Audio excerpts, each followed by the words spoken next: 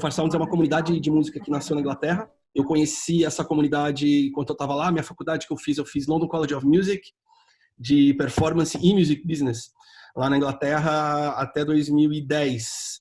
E eu conheci o Soulfire em 2009, no primeiro ano do Soulfire. E quando eu voltei para o Brasil, eu entendi que o Brasil tinha espaço para essa iniciativa. O que é o Soulfire Sounds? Vocês já foram em algum, pessoal? Vocês já foram, Elton Capita? Não? Vocês estão mudos, vocês estão mutados. Agora vai. Presencialmente não, Dilson, mas eu já acompanhei diversas apresentações pela internet já. Então, pelo que você viu na internet, então já dá para entender que é uma comunidade de música, hoje é considerada a maior comunidade de música do mundo, que organiza shows secretos em lugares itinerantes e lugares inusitados. A partir desses encontros se gera o conteúdo que vai para o YouTube. Então é um canal de geração de conteúdo ao mesmo tempo que organiza esses eventos. E está presente em mais de 440 cidades em todo o mundo. E a ideia de levar música para ambientes que normalmente não tenham música. Então aqui em São Paulo a gente já fez show na escola de Muay Thai, que o ringue virou palco, salão de cabeleireiro, escritórios, coworkings, e muita residência. E lá em 2012, quando a gente começou a produzir, acho que um dos diferenciais e um dos motivos de hoje o Soulfire estar espalhado pelo Brasil inteiro, 14 cidades e tudo mais, foi por causa disso também, pela falta de espaço que tem para o universo de artistas independentes para se apresentarem, tocar, e a gente trazendo não só um formato diferente, que significa um pouco a experiência da música ao vivo, mas também trazendo um público, formando um público que vai lá na cega, ele não sabe quem vai tocar. Então, o cara chega ali, o artista chega ali para tocar, vai tocar para 100 pessoas que não sabem quem eles são e vão começar a seguir, né, começam a seguir os artistas a partir do evento. Então, é uma ferramenta muito legal.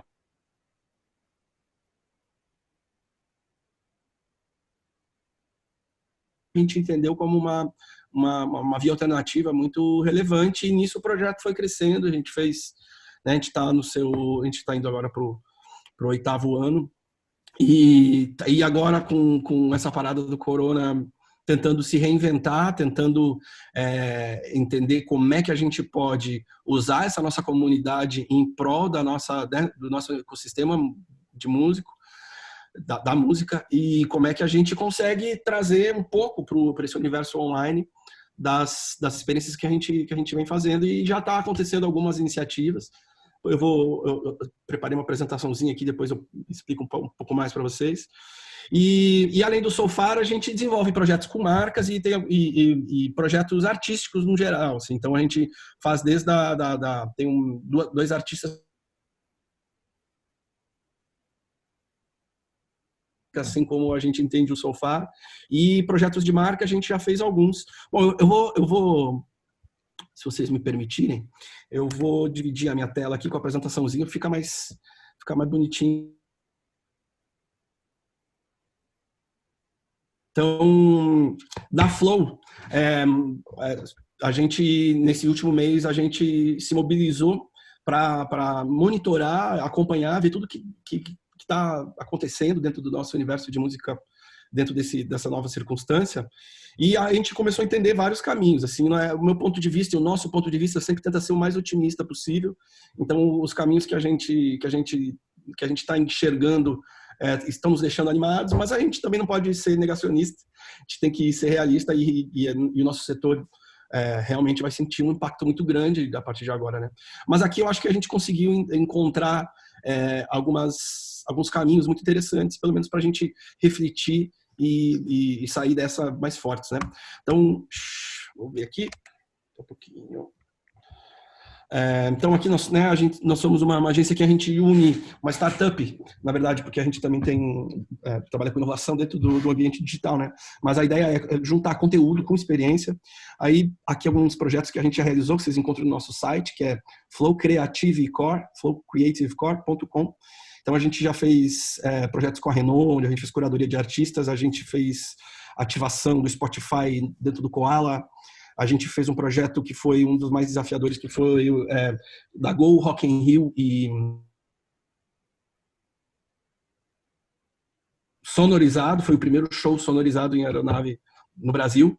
Foi muito difícil de fazer isso acontecer.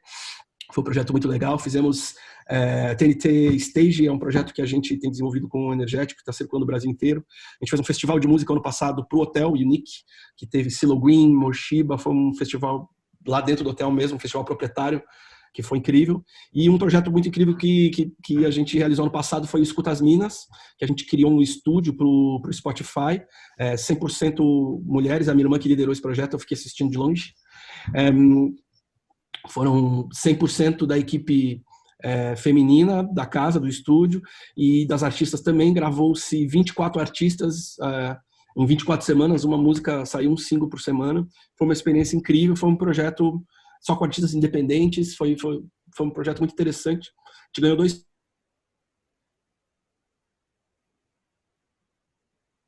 de publicidade, uma entrega que teve lá no Rio de Janeiro. Algumas das marcas que a gente já trampou, e das que a gente continua trabalhando, Spotify, a gente trabalha com eles que chegou no Brasil.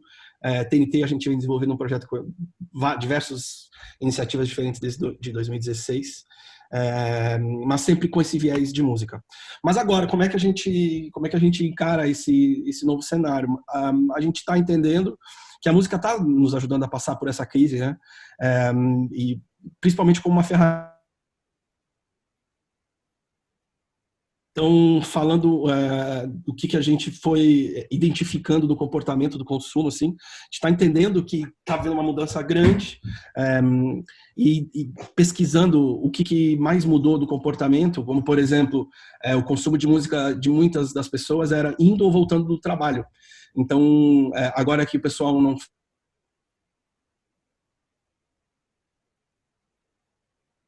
rotina, estão criando novos momentos para se ouvir música. E daí, seguindo aqui, a gente fez um levantamento do que deu de ruim e o que surtiu de positivo disso tudo.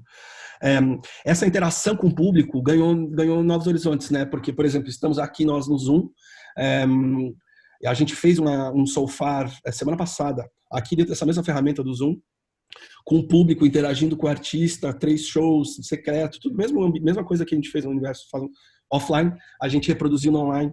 E essa interação, quanto o público quer fazer parte e quanto o público quer trocar com as outras pessoas que estão assistindo, é algo novo. É algo novo. Acho que são as ferramentas tecnológicas aqui já ofereciam oportunidades de interação que só agora o grande público está entendendo, né? A música ganhou relevância, com certeza, né, dentro desse momento como um todo, assim. Tem várias pesquisas, eu separei alguns links para dividir com vocês, nem necessariamente pesquisas científicas, mas levantamentos de como a música está sendo consumida nesse período, e um aumento absurdo, 480% de aumento de música infantil, por exemplo, no Spotify. Música de relaxamento, enfim, novos perfis e novas maneiras de se ouvir música, né? Outra coisa que a gente entendeu como muito positiva as pessoas estão dispostas nesse período a experimentar novas ferramentas, novos sites, novos aplicativos. Então, o próprio Zoom aqui, né, subiu de 10 milhões de usuários era 2 milhões para 10, algo do tipo, foi exponencial, assim, explodiu. Por quê? Porque o público tá, deixa eu ver qual é que é desse Zoom, deixa eu ver qual é que é do House Party, deixa eu ver qual é que... Vou ter que fazer mais um cadastro, não tem problema, vou entrar e vou fazer. Isso mostra que o público está disposto a experimentar. E do outro lado, nós produtores de conteúdos temos que aproveitar, é um bom momento para aproveitar isso e oferecer novas ferramentas, né? Existe tecnologia disponível para a gente aproveitar esse momento aqui da melhor maneira.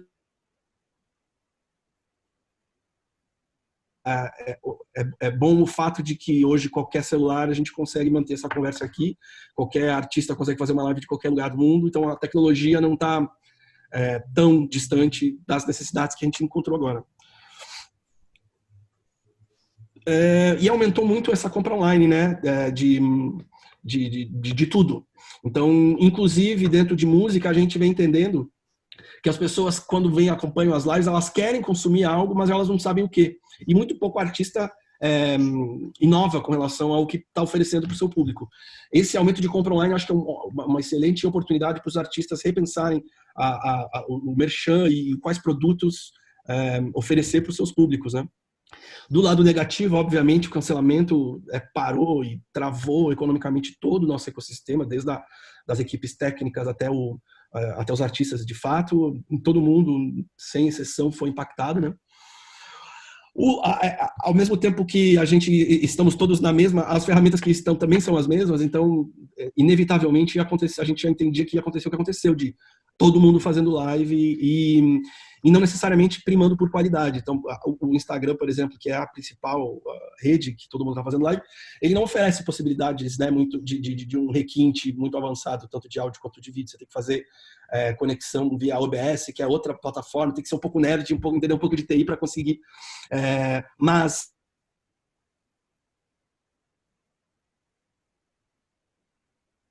uma qualidade superior de áudio e vídeo, né? Outra coisa que a gente também pesquisou bastante e não encontrou, e é uma deficiência do mercado, é dentro do universo de áudio, a gente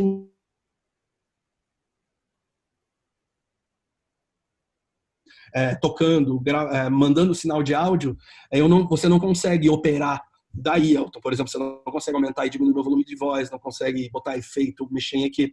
Diferente do universo do áudio, do visual, desculpa, do audiovisual.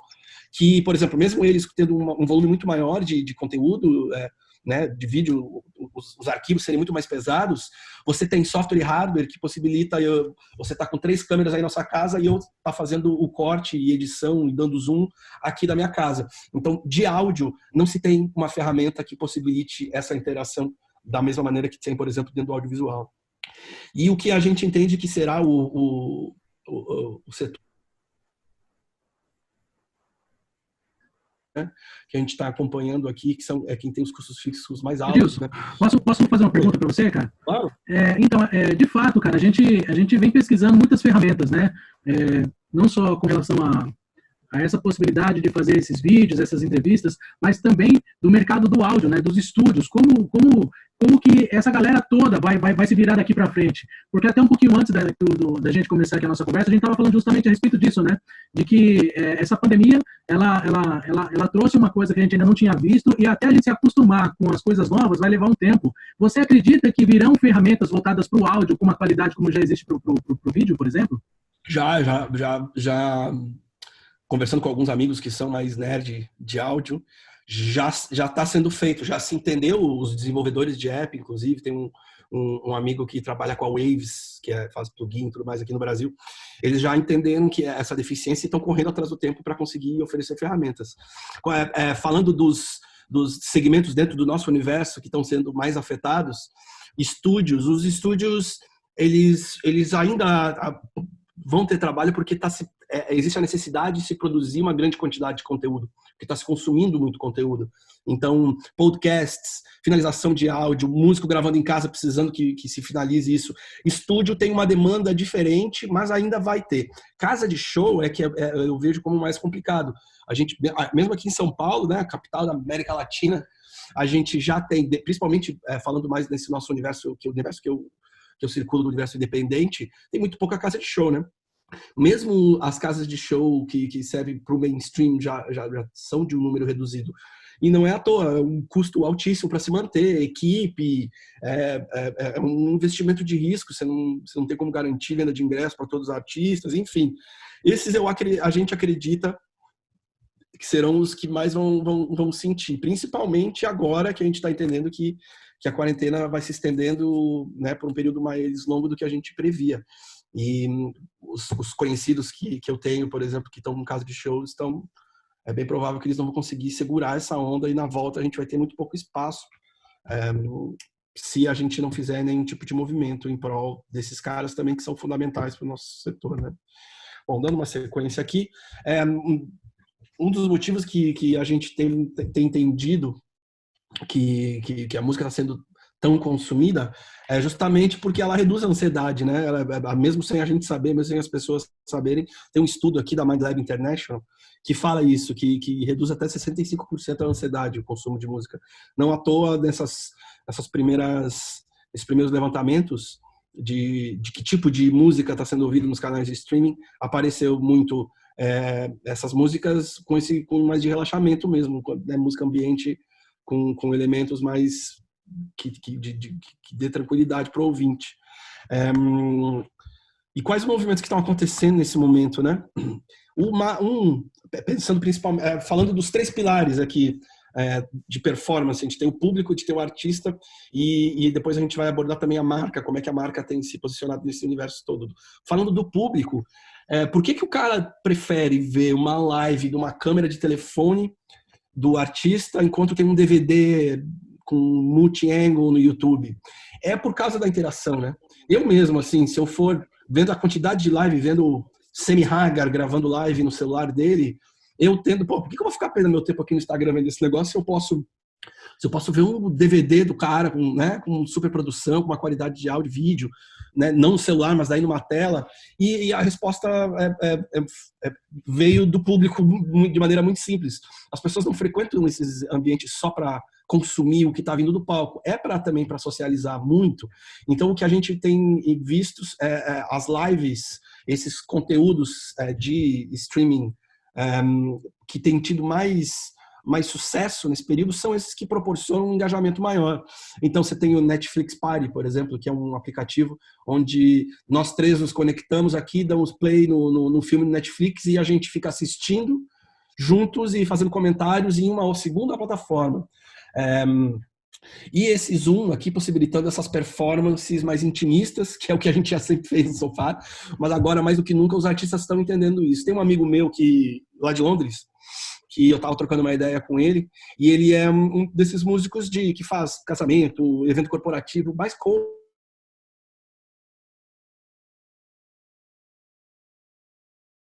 que a demanda dele surpreendeu demais. Assim, ele estava fazendo 2, 3 shows por dia para grupos pequenos, para empresas. Então, o mesmo tipo de cliente que ele tinha, o corporativo, continuou contactando ele para ver o que, né, tentando descobrir uma alternativa para agradar os seus funcionários.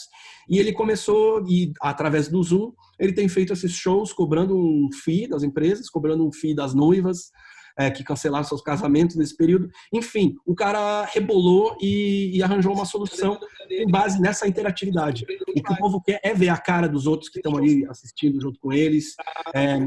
A performance pela performance por si só não é o que tem chamado tanta atenção. Assim, né? Esse encontro ao vivo agora ele está se traduzindo para o universo online também. Sobre consumo do público também, eu já vou dividir o primeiro link aqui com vocês, que foi algo bem interessante que eu encontrei hoje mesmo, que foi...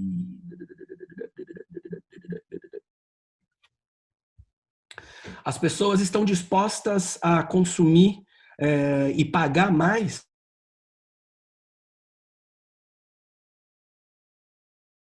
que eu vou colocar aqui, se vocês quiserem daí depois replicar nos outros canais que vocês estão reproduzindo aí. Cadê? Manda para nós. Chat aqui, ó. Daí a gente vai compartilhar. É uma pesquisa que foi feita pela Nielsen, junto com a Billboard, que mostra... Vocês veem quando eu troco a tela? Vocês estão vendo aqui? Sim, sim. Ok. Consumers willing to pay more for streaming during pandemic. Desculpa, Dilson, não chegou aqui para mim. Não chegou? Deixa eu compartilhar novamente. Não. O link tá aqui, o link chegou. Eu tô até compartilhando lá nos comentários lá com o pessoal. Mas aqui, ó, falando que o público está disposto a pagar, e 24% da galera que pesquisou assinou um novo conteúdo de streaming durante esse período. 81% dele sendo de vídeo, 38% sendo de música e 14% de games. E aqui um pouco mais para baixo, quando ele fala de música, eles falam que 87% tá ouvindo exatamente a mesma coisa que eu via. 55% tá ouvindo catálogo, estão buscando coisa mais antiga. Um número menor de pessoas está procurando por coisas novas. Uhum. E outra coisa aqui, ó. Tô vendo aqui, ó. Acessando música, 78% está consumindo através de smartphone. Então, né, a plataforma determina muito o tipo de conteúdo que você vai produzir. Quando falando do ponto de vista artístico, você tem que entender onde é que os caras estão consumindo para você entregar da melhor maneira, né? E outro crescimento muito grande durante esse período foi de consumo através de Smart TV, aplicativos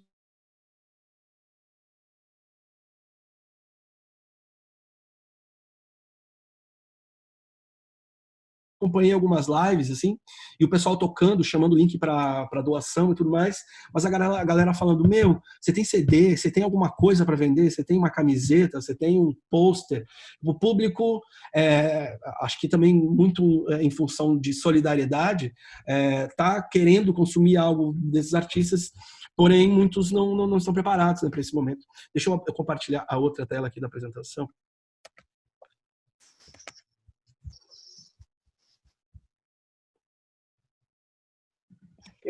Só uma observação, eu tentei pegar esse link que você me mandou aqui da Billboard e colocar lá e copiar ele para jogar pro Facebook nos comentários, mas eu não consigo. Mas ok, vamos que vamos. Depois a gente compartilha com o pessoal. Tá, sabe? Acho que depois a gente consegue colocar tudo ali, né?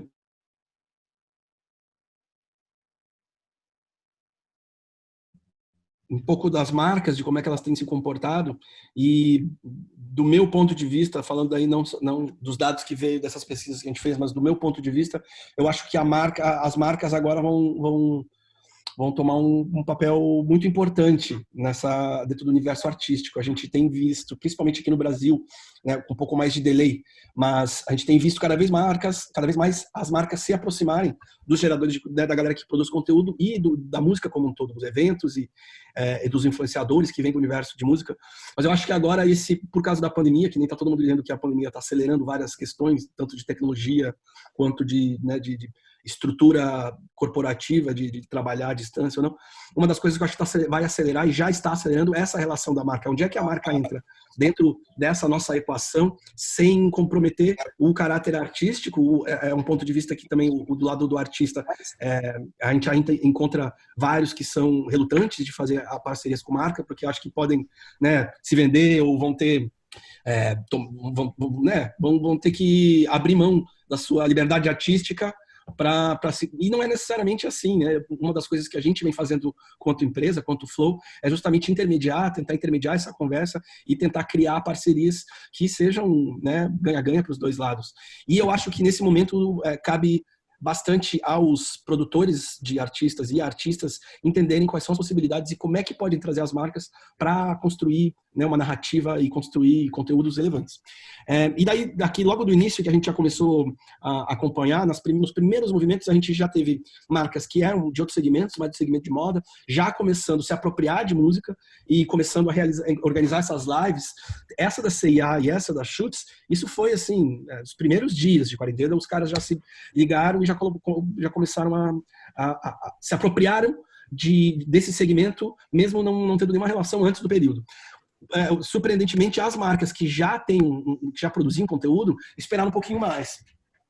E cada uma indo por um caminho, assim. Então, por exemplo, a Levi's fez não sei se vocês estão acompanhando, mas ela fez uma programação de lives, todo dia tem um show, e artistas, daí já alguns nomes já mais consagrados, assim, e é muito, muito bem produzido, a comunicação muito bem feita, não muito minimalista, assim, não tem interação, não tem, é o cara tocando dentro do perfil da marca. Pronto. Dilson, deixa eu te fazer uma pergunta. Posso fazer uma pergunta, Dilson? Você, enquanto músico, né, que já rodou o mundo afora, inclusive já... O áudio tá falhando? Eu só ouvi enquanto músico. Então, vou repetir novamente a pergunta. Agora tá ouvindo? Beleza. Você, enquanto músico, né, e já rodado pelo mundo, já fez... produção para alguns artistas, como a própria Beyoncé, já trabalhou como músico de estúdio. Como que você vê isso, essa reviravolta do músico que não tem a reação do público? Como que você enxerga essa questão, sendo que um show ao vivo, o que chama atenção também para um artista que está em cima do palco é justamente ver a reação do público. E esse novo momento não está dando essa oportunidade, né? Como que você enxerga isso, Dilson? Depende da ferramenta, né?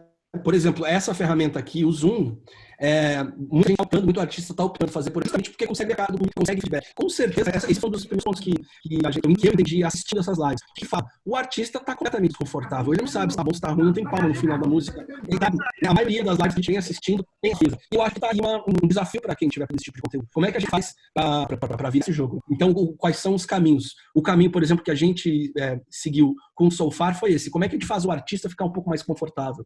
E a gente optou por sair do Instagram, sair do Facebook e vir para o Zoom, fazer um ambiente mais fechado, mais controlado, justamente por isso, para dar um pouco mais de calor para essa performance. E foi um sucesso muito grande. Eu até tenho um videozinho aqui para mostrar para vocês, já eu toco para vocês darem uma sacada. Mas o músico olhava, desmontava o cara, e aí, velho, como é que você tá? Tá curtindo? Tá chegando áudio legal para você? Pô, e essa camisa aí? Pô, o que você tá bebendo aí? Respondendo a tua pergunta objetivamente, falta muito nas lives essa troca, sim. E eu acho que cabe a nós que estamos produzindo esse conteúdo ser um pouco mais inventivos e tentar resolver isso de alguma maneira. Com certeza as performances ficam muito mais frias. E voltando aqui para essas duas marcas que ainda estão aqui do Twitch e do Spotify, que fizeram campanhas mais de solidárias, levantando fundos para daí distribuir para esses artistas. Muita gente questionando quem são esses artistas que vão receber esse fundo, quais são os critérios para distribuir isso, porque, como a gente bem sabe, assim, o lado mais fraco sempre acaba sofrendo, né? Você pega o próprio ECAD e os órgãos de arrecadação, você pega o dinheiro que está ali recolhido é distribuído entre os mais tocados ao invés dos menos tocados, né? Então você tem vários disparates que eu acho que nesse período eles continuam, a gente continua enfrentando eles. Como é que a gente faz para dentro dessas campanhas solidárias? Como é que a gente faz para ter uma distribuição mais igualitária e para quem realmente precisa, né? Seguindo também aqui mais algumas outras iniciativas, essas já aconteceram nos últimos dias, assim. O Itaú está com um edital de arte, especificamente de música, falando não só de performance, mas também de podcast, dessas trocas de ideia que nós se encerra hoje. Abril segunda, é um edital de último minuto que eles lançaram. Bem interessante, ainda dá tempo, vai até às 11h59. Então, se vocês quiserem dar uma sacada, é no Itaú Cultural, e o nome do edital é Arte como Respiro, múltiplos editais de emergência. A Heineken largou essa semana uma programação de shows do caralho, muito bom, desculpa a palavra. Muito legal, que vai... Faz parte. Que vai se desenvolver ao longo de uma semana toda. E o que chama a atenção aqui é que você tem artistas internacionais também nesse line-up, que é algo que a gente agora pode explorar com um pouco mais de facilidade. Muito difícil trazer um artista gringo. A gente trouxe agora o CeeLo Green, o Moshiba, no final do ano, e é muito complicado. E você tem as questões... É muito custoso, né? Então, as lives estão possibilitando isso, e acho que a Heineken aqui já surfou nessa onda. É muito mais fácil, muito mais relevante para o público assistir essa possibilidade. Vários artistas de vários lugares diferentes, e na programação da Heineken tem o show do Mayer Hawthorne, que é incrível. E eu acho que uma das iniciativas que mais me chamou a atenção e que mais inovaram é o Cloud Bar. Não sei se vocês acompanharam, é uma iniciativa que tem Beef Eater, Chivas, não lembro, mas outras duas marcas do mesmo grupo, que é da Pernod, né?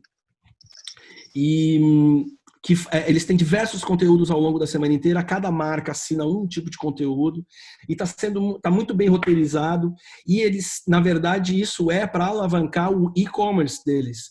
Então você tem aqui uma possibilidade de criar um ambiente mais sustentável de negócio, porque esse das doações ele não tende a se sustentar, né? Você não vai doar duas vezes para o mesmo cara.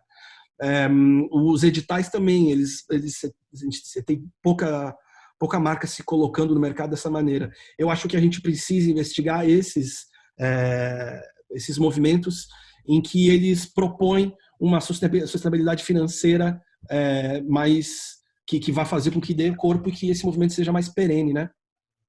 Cloud Bar, se vocês entrarem agora, aí deve estar rolando alguma coisa, muito bem roteirizado, organizado, feito pela Vice. Então, a comunicação muito, muito, muito bem feita e conteúdo muito legal. Das iniciativas que eu vi nas últimas semanas, essa foi a que mais me chamou a atenção. Assim. E falando agora dos artistas, né, que a classe artística tem se movimentado muito para oferecer um conteúdo com o público e se mobilizado, né? Então, a gente viu uma série de festivais, lineups extensos, mas essas iniciativas vindo dos artistas, o que é muito legal, que é algo que antes da pandemia, né, era um ponto que sempre me chamava a atenção, como desarticulado os nossos, principalmente os artistas que precisam um pouco mais de se mobilizar, como eles acabam não se articulando tanto quanto poderiam, né? E os do mainstream, então, nem se fala, né? Tipo, lá fora você tem toda uma cultura e um negócio de shows de abertura, de shows menores, abrindo shows maiores. E aqui você pega o pessoal do mainstream, eles não fazem nada pelos independentes, né? Você pega diversas vezes, eu já enfrentei impasses com artistas que não deixam ninguém passar som antes, não deixam ter banda de abertura e dessa maneira inibem um ecossistema sustentável dentro da nossa cadeia artística aqui. Mas eu acho que a pandemia, uma das coisas é isso, tá conectando mais os artistas entre eles e tá fazendo eles se movimentarem. Alguns dos festivais aqui que foram os primeiros que surgiram, teve o Quarentena Fest, teve o Eu Fico em Casa, Música na Casa, todos eles iniciativas que vieram dos próprios artistas. E daí aqui eu separei algumas outras coisas um pouco mais elaboradas que me chamaram a atenção.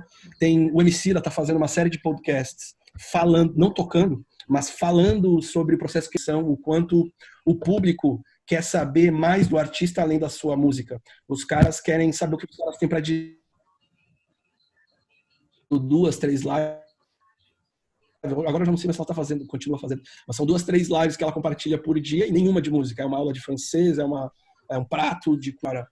O artista, ele cada vez mais é esperado que ele tenha uma personalidade, que ele tenha uma opinião, que ele se posicione politicamente frente a questões raciais, questões feministas. O público está esperando mais do que simplesmente a performance desses caras.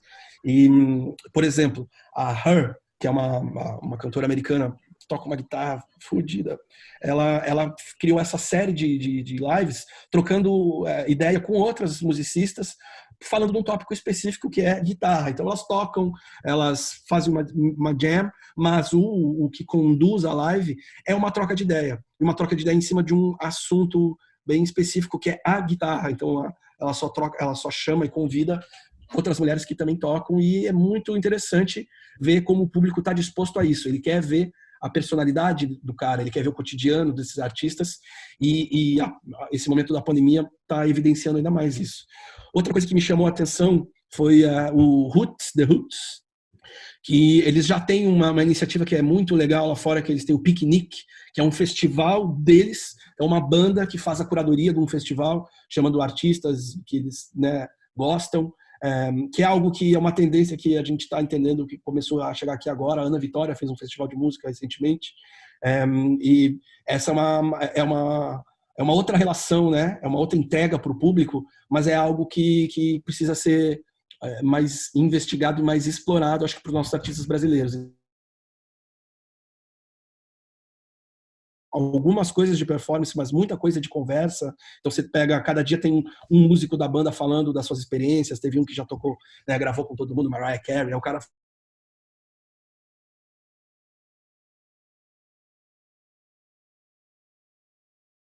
onde eles trazem, eles fazem a curadoria de quem é que vai passar por ali. Muito interessante. E basicamente é isso, assim, um sumário do que a gente levantou nesse período. Basicamente foi isso. A gente tem público se comportando de uma maneira mais voraz, querendo consumir algo diferente, disposto a pesquisar e entender novas plataformas. A gente tem os artistas voltando a se mobilizar dentro, com os seus colegas, tentando procurar alternativas através da colaboração e essa necessidade do artista se reinventar, do artista hoje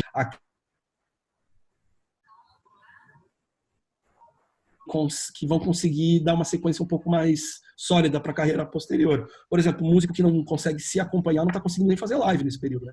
Então, essa é uma hora onde os artistas, além de tudo, têm que se capacitar para descobrir como é que faz uma live de uma qualidade melhor, como é que eu faço uma transmissão, como é que eu ligo a minha placa de som, como é que eu uso software de áudio, como é que eu uso software de vídeo.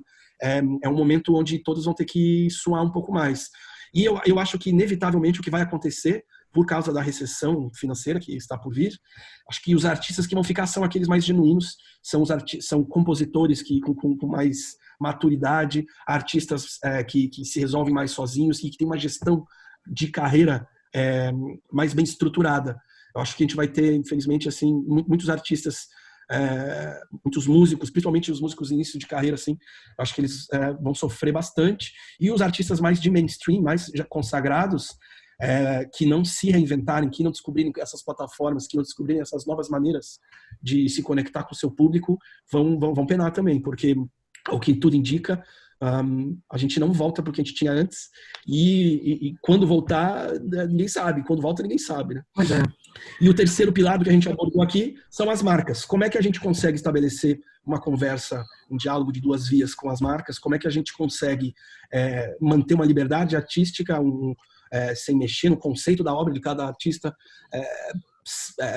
mas também oferecendo contrapartidas relevantes que façam com que essas marcas virem o grande mecenas do nosso ecossistema. Eu acho que é um momento de muita reflexão, de muita troca. Acho que é fundamental isso que vocês estão propondo aqui, da gente trocar ideia, e eu acho que é um momento de se reinventar e se qualificar, né? A gente tem que aceitar que sairemos todos dessa num mundo novo, numa terra arrasada que a gente vai ter que reconstruir, mas entendo que a gente tem tudo nas mãos. O que nos falta agora é justamente se juntar, e aqui no Brasil, principalmente, a gente tentar o máximo possível reunir, juntar todos os agentes da música, né? Que a gente tem as coisas muito dissociadas. Você tem Ordem dos Músicos, você tem ECAD, Abramos, você tem, né, tudo muito dissociado do que os músicos realmente fazem.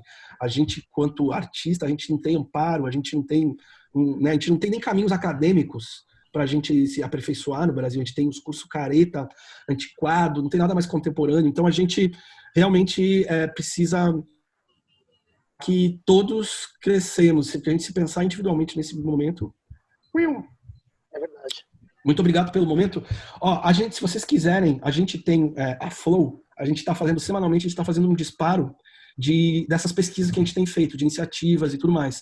Quem quiser receber essa newsletter, contato@flowcreativecore.com, ou pode mandar para mim mesmo aqui, que eu encaminho para o resto do pessoal. Legal. E a gente está indo para o nosso terceiro disparo, e é basicamente um resumo do que a gente trocou de ideia aqui, de pontuar o que está rolando, e manter um canal aberto de conversa, né? Fiquem à vontade para me convidarem aqui, porque quiser churrasco. Maravilha. Valeu, Gilson. Demais, cara. A gente... Quer falar aí, Cap? De áudio lá, o pessoal estava questionando lá, mas ainda bem que o Facebook ele nos dá uma opção aqui de a gente deixa mudo e vai subindo lá a legenda. Então isso ajudou bastante para a galera aqui, a colocação, a sua apresentação, cara, do que você falou do mercado que a gente está vivendo nesse momento, né?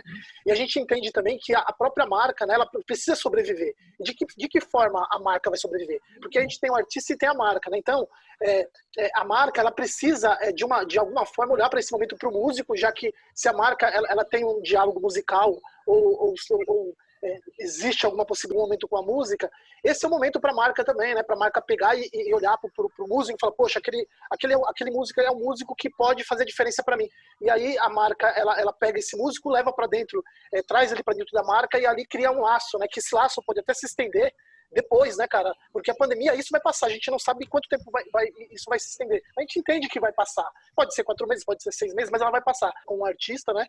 E o artista, por si próprio, ele também vai conseguir sobreviver, né? Porque a marca automaticamente acaba virando quase que um patrocínio dentro do artista, já que o artista hoje ele não consegue fazer shows e fazendo um meia-culpa do nosso lado do balcão, do lado do artista, eu acho que falta para as marcas gestões de carreira com mais solidez. Produtores e agentes artísticos que falem a língua do mercado, que falem a língua das agências, que falem a língua da publicidade e propaganda, que entenda quais são as contrapartidas, que venha com ofertas inovadoras de possibilidades. Eu não vejo isso acontecendo. Eu vejo o artista, os seus representantes, batendo na porta da marca, falando, cara, vou gravar meu disco esse ano e eu quero 200 pau. Não tem obrigação nenhuma de te bancar. A marca vai entrar com recurso numa iniciativa que ela entende que é genuína, que vai gerar frutos, que vai dar resultado. E tem o ROI, o Return of Investment, que é o que os caras querem. Se eu vou me fechar com um artista e ele não vai vender meu produto, não faz sentido nenhum. Eu acho que o elo mais fraco nesse caso são os artistas, por mais que as marcas dependam dos artistas como influenciadores. Eu acho que o elo mais fraco está do lado artístico, há muito pouco preparo para se estabelecer uma conversa aqui onde a marca entenda que vai valer a pena o investimento que ela vai fazer no artista. Eu acho que agora, mais do que nunca, é uma hora de se ampliar o horizonte a partir dentro desse cenário. O que raiz da marca? O que ela quer? Quantas impressões? Qual o público que a gente vai conseguir alcançar? Como é que eu vou fazer um cross de conteúdo? Como é que eu vou fazer um placement de conteúdo que não invada a obra do artista? Eu vou fazer um clipe e vou botar uma marca ali. Como é que eu faço isso, esse merchan, esse placement, sem ficar ridículo, né? Você vê, e lá fora, e a gente, de novo, voltando para a Anitta, assim, o que ela está fazendo junto às marcas no Brasil é totalmente inovador, né? De desenvolver produto junto com os caras, de botar a cara dela nos rótulos, eu acho que esse é o caminho. Como é que a gente faz para reinventar as entregas, as contrapartidas artísticas para esse universo? Como é que a gente estabelece uma conversa de via dupla aqui? Não é o que eu vejo, eu vejo representantes de artistas assim, sendo muito pragmáticos. Cara, tá aqui, eu vou gravar um DVD, você entra como patrocinador e vai entrar com o logotipo lá no final. Tem muito mais, as marcas esperam muito mais de entrega e estão abertas a, se você oferecer um projeto legal, elas abraçarem. Dá um exemplo que a gente esteve junto, uma ação ao longo do ano inteiro. Toda a turnê dela, do Matriz, teve a TNT como patrocinadora. Como é que a TNT patrocinava? O show de abertura da Pitty em cada uma das cidades era por inscrição. Então, dentro dos canais de TNT, os artistas se inscreviam e era escolhida uma banda para abrir o show da Pitty. A comunicação foi feita, marca e artista, ao longo do ano inteiro. Em dezembro, a gente fez a gravação do DVD da Pitty em Salvador, com TNT, num show de graça no Teatro Castro Alves. Muito, muito incrível. A relação da Pitty com o TNT, a marca com o artista nesse projeto foi incrível. Por quê? Porque o Passarini, que é o empresário da Pitty, chegou até a marca com um projeto, com uma ideia, abraçou, falou, é isso aí, vamos lá. E foi maravilhoso. Eu vejo poucos produtores inovarem e virem com ideias e falar a língua do pessoal de marketing das marcas. Não vejo. E, óbvio, as marcas têm uma dificuldade para entender como é que funciona, né? Tipo, dá pra você cantar uma música do Michael Jackson, sabe? Fica fazendo aqueles pedidos absurdos, assim. De novo, acho que cabe ao músico e aos seus representantes mediar e equilibrar essa conversa. Acho que cabe mais ao lado dos produtores de conteúdo do que necessariamente as marcas. Aí, maravilha. Você tem alguma pergunta aí, Elton? Então, só pra gente finalizar, Dilson, eu vou tentar fazer a pergunta e você vai tentar entender daí, então. Vamos lá, vamos fazer esse ping-pong aí, mano. Porque a gente também tá nesse desafio também, sabe, Dilson? Você comentou a respeito que os artistas estão nessa pegada de entender o mercado, como é que tudo isso funciona, e a gente também tá nessa pegada de tentar entender tudo isso também, mas também dar uma devolutiva pro mercado, né? Não é à toa que a gente tá chamando aqui a música resiste, tentar trazer soluções. Foi fantástico a sua apresentação, a sua colaboração aqui foi fantástica, e agradeço de coração. Então a gente tem essa perspectiva, mas algumas ferramentas ainda acabam falhando.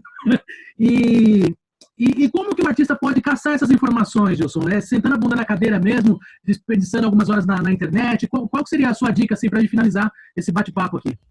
A minha dica para os artistas, eu acho que é essa proatividade em se aperfeiçoar em áreas que estão relacionadas à carreira, mas que não são necessariamente relacionadas à música, são relacionadas à carreira como um todo. Então, dessas questões mais administrativas, eu acho fundamental os artistas se inteirarem de como é que funcionam contratos. Eu agencio 2 músicos, a Nina Oliveira e o Theo Nagô. E a minha relação com eles é de absoluta transparência e de ação contábil financeira, até os fechamentos de contrato. Eu acho que os artistas precisam, sim, sair da sua área de atuação e entender o que permeia. Nesse momento, eu acho que os artistas têm que compreender como é que o que o público está esperando deles. E o público espera, sim, posicionamento frente a questões triviais, questões políticas, raciais, as questões feministas né? Eu acho que a gente tem que o músico tem que entender que, mais do que nunca, a personalidade dele está ligada diretamente à obra dele. O público quer ver o clipe bem produzido, com maquiagem de cabeleireiro, mas ele também quer ver os stories do cotidiano do cara passando um café. E a comunicação do público, do artista com o seu público, ela precisa ser revista, ela precisa ser revisitada. E eu acho que, nesse momento, mais do que nunca, os artistas têm que são os que mais acompanham, são aqueles que vão em todos os shows. Mesmo artistas que têm um número pequeno de seguidores e de followers e tudo mais, engajar essa galera, se aproximar deles, fazer esse tipo de bate-papo. Acho que a troca é fundamental, o aperfeiçoamento e o conteúdo. Quer falar sobre questão racial na sua obra? Vamos pesquisar, vamos ler livros, vamos ver palestras de gente que entende mais do que a gente sobre o assunto. Não é necessariamente levantar bandeiras políticas só porque está na moda e porque vão gritar, né, vão gritar no show. Não, o que você tem para falar sobre isso? Acho que falta sei lá, você pega os artistas americanos, assim, o cara canta, dança, sapateia, né, é ator, e se você vai ver como é que funciona o dia a dia desses caras, o dia a dia é um ambiente muito competitivo, é um ambiente que todos os músicos e artistas que eu conheço que estão no nível mais alto, assim, é uma dedicação muito grande. Você pega, sei lá, o CeeLo Green, que a gente trouxe agora, que é um cara já consagrado, vencedor de Grammy, e o caramba, o cara trabalha muito, sem parar. É entrevista de manhã, é um call de tarde, e é um cara consagrado, é um cara que já tem a sua carreira estabelecida. E dessa maneira eu vejo que nem todos os artistas aqui que nos circulam entendem dessa maneira, assim. Às vezes eu vejo muita gente um pouco preguiçosa e só ali esperando para vender o show pro Sesc, né? Acho que é um momento do músico se entender como um formador de opinião muito relevante nesse momento, e o cara tem que se capacitar mais e se cercar de pessoas capazes, como vocês que têm, né, agenciam artistas e tudo mais, vocês do ponto de vista de abrir oportunidade para o artista de vocês. Então, eu acho que essa figura é a figura que mais carece dentro do nosso mercado, é a figura do representante artístico, do produtor, do empresário, do cara que representa os interesses artísticos, procura por oportunidades e faz esse planejamento, essa questão mais estratégica. Essa figura é a figura que eu acho que mais falta. Então, outro conselho que eu daria para os artistas monte uma estrutura no seu entorno de gente que sabe, né, que sabe o que está fazendo, sabe o que está falando e que vai conseguir conduzir a tua carreira de uma maneira mais sólida. Legal. Bom, Dilson, eu agradeço demais a sua atenção, a sua colaboração aqui com a gente. A Margem Entretenimento agradece, o programa Resistência Artística também. E, capitão, você quer falar mais alguma coisa? Cara, eu só quero agradecer mesmo, de coração. Foi de grande valia para todos nós, né, cara? Olha,